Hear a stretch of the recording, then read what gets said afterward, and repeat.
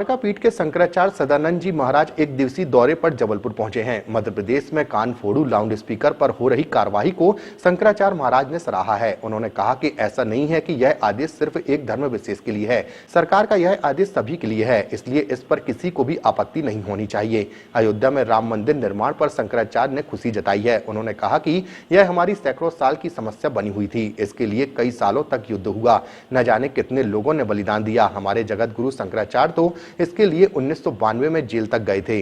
Court में भी राम न्यास ने सबूत दिए हैं। पुरातत्व विभाग को भी जो प्रमाण मिले हैं, जिसके बाद कोर्ट ने निर्णय दिया है कि राम जन्मभूमि हिंदुओं की है और यहीं पर भगवान श्री राम का जन्म हुआ था।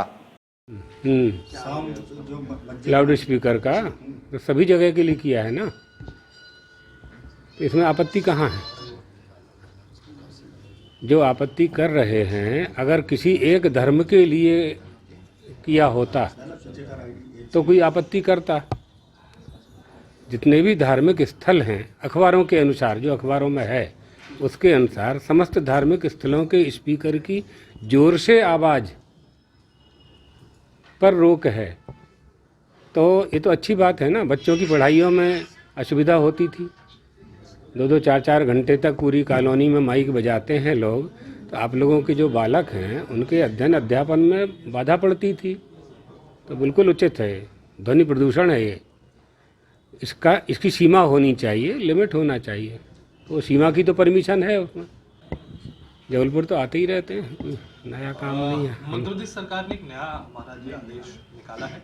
गौ मास में प्रतिबंध लगा दिया है नए मुख्यमंत्री भूपेंद्र यादव जी ने। और आवाज जो चोंगे है वो भी, उसमें भी मंदिर मस्जिद में जो लगे उसको भी प्रतिबंध है। किस तरीके से देखते हैं आदेश?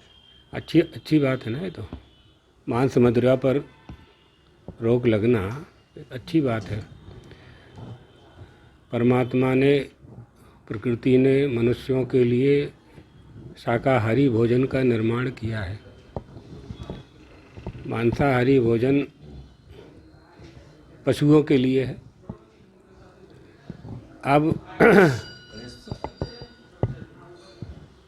मनुष्यों का जो आहार है उसके विपरीत है मांसाहार, इसलिए इस पर अगर रोक लगी है ये तो अच्छी बात है।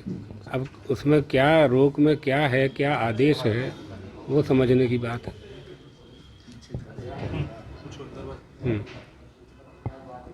आगे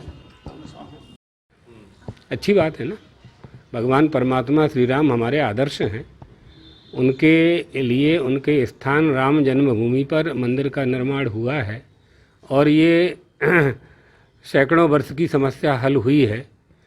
इसमें 200-300 वर्ष से कितने युद्ध हुए, कितने लोगों ने बलिदान दिया, कितने लोगों ने परिश्रम किया। हमारे जगत गुरु शंकराचार्य सदगुरुदेव भगवान ने भी जेल गए, उसके लिए हम साथ में थे। चुनार जेल में 8 दिन तक किले को ही जेल बनाया गया 1992 में।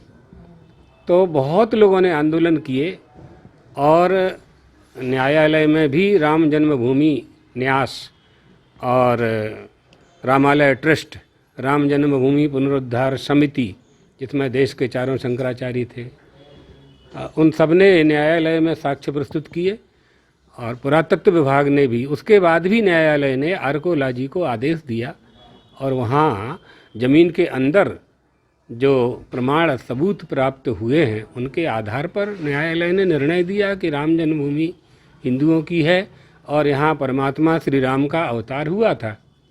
उस आधार पर फैसला हुआ है। ठीक है।